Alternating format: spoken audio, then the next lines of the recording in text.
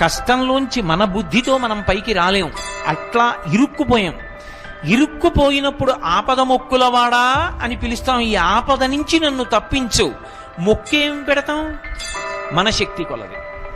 ఒక్కొక్కడంటాడు నేను నా తలనీలాలు ఇస్తానంటాడు, ఒకడంటాడు కొండకి నడిచొస్తానంటాడు, ఒకడంటాడు స్వామి మీ హుండీలో 5 రూపాయలు వేస్తానంటాడు.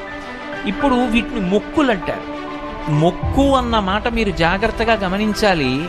వెంకటేశ్వర స్వామి వారి హృదయం ప్రకారం అయితే వ్యాపారము కాదు.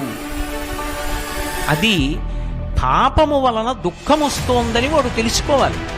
తెలుసుకుని పిలిచావు పరమేశ్వరుణ్ణి. ఆయన ఏం చేస్తాడు? నేను ఆదుకోకపోతే ఎవరు ఆదుకుంటారు లక్ష్మి?